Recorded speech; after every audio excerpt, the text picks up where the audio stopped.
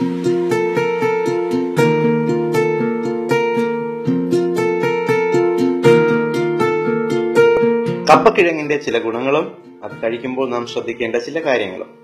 കപ്പക്കിഴങ്ങ്, മരിച്ചീനി, കൊള്ളിക്കിഴങ്ങ് ഇങ്ങനെ പല പേരിൽ അറിയപ്പെടുന്ന മലയാളികളുടെ ഈ പ്രിയപ്പെട്ട വിഭവം യഥാർത്ഥത്തിൽ സൗത്ത് അമേരിക്കൻ വംശജനാണ് എന്ന് പലർക്കും അറിയില്ല.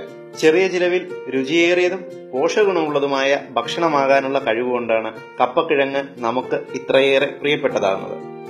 നമ്മുടെ ഭക്ഷണക്രമത്തിൽ കപ്പക്കിഴങ്ങ് ഉൾപ്പെടുത്തണം എന്നാണ് എത്നിക് ഹെൽത്ത് കോഡ് നിങ്ങളോട് സജസ്റ്റ് ചെയ്യുന്നത്.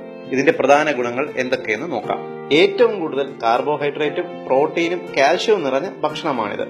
രോഗപ്രതിരോധ ശേഷി വർദ്ധിപ്പിക്കുന്നു, ഹൃദ്രോഗത്തെ ചെറുക്കുന്നു, കോശങ്ങളിലെ DNA കേടുപാടുകൾ പരിഹരിക്കുന്നതിലൂടെ പ്രായാധിക്യം ചെറുക്കുന്നു, ക്യാൻസറിനെ തടയുന്നു. ആഴ്ചയിൽ ഒരിക്കലെങ്കിലും ഇത് കഴിച്ചാൽ യുവത്വത്തെ തിരിച്ചു കൊണ്ടുവരും എന്ന് സൗത്ത് ചൈനയിലെ യൂണിവേഴ്സിറ്റി ഓഫ് ടെക്നോളജി തെളിയിച്ചിട്ടുണ്ട്.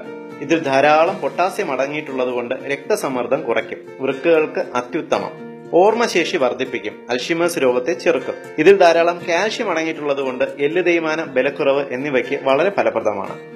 കപ്പ കഴിച്ചാൽ പ്രമേഹ രോഗം കൂടുമെന്ന വിശ്വാസം പൊതുവെ മലയാളികൾക്കുണ്ട്. എന്നാൽ അറിയുക, ധാരാളം ഫൈബർ അടങ്ങിയിട്ടുള്ളതിനാൽ ഇത് പ്രമേഹ രോഗികൾക്ക് കഴിക്കാവുന്ന ഭക്ഷണമാണ്. 2006 ആഫ്രിക്കയിൽ നടത്തിയ പഠനത്തിൽ പതിവായി കപ്പ കഴിക്കുന്നവരിൽ പ്രമേഹ രോഗത്തിന്റെ തോത് കപ്പ കഴിക്കാത്തവരെ അപേക്ഷിച്ച് വളരെ കുറവാണ് എന്ന് കണ്ടെത്തുകയുണ്ടായി. നാം ദിവസവും കഴിക്കുന്ന തവിടില്ലാത്ത വെള്ളയരി ഉപയോഗിച്ചുള്ള ഇഡ്ഡലിയും ദോശയും ചോറുമെല്ലാം ഉപയോഗിക്കുന്നതിനേക്കാൾ വളരെ സുരക്ഷിതമാണ് കപ്പ എന്ന് തിരിച്ചറിയുക.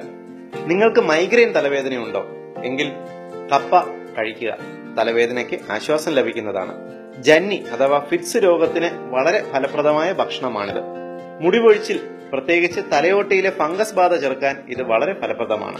ഇനി കപ്പക്കിഴങ്ങ് കഴിക്കുമ്പോൾ ശ്രദ്ധിക്കേണ്ട ചില കാര്യങ്ങൾ കൂടിയുണ്ട്. കപ്പക്കിഴങ്ങിൽ ഹൈഡ്രജൻ സയനൈഡ് എന്ന ഒരു വിഷ സംയുക്തമുണ്ട്. കപ്പക്കിഴങ്ങ് വെള്ളത്തിൽ തിളപ്പിക്കുമ്പോൾ ഈ രാസവസ്തു ഏതാണ്ട് 90% വെള്ളത്തിൽ അലിഞ്ഞു പോകുന്നു. പക്ഷേ ബാക്കി 10% അതിൽ തന്നെ ഉണ്ടാകും. ഇത് നിർവീര്യമാക്കാൻ പ്രോട്ടീൻ അടങ്ങിയ ഭക്ഷണങ്ങളായ ഇറച്ചി, മീൻ എന്നിവ ചേർത്ത് കഴിക്കുക. നിങ്ങൾ വെജിറ്റേറിയൻ ആണെങ്കിൽ കപ്പയോടൊപ്പം പയറോ ബീൻസോ കടലയോ കറിവെച്ച് ഉപയോഗിക്കുക.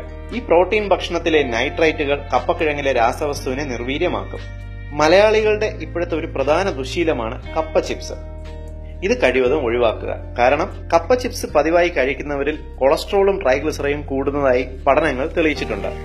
ഏറ്റവും ഉപകാരപ്രദമായ ഹെൽത്ത് ഇൻഫർമേഷൻസ് നിങ്ങൾക്ക് വേണ്ടി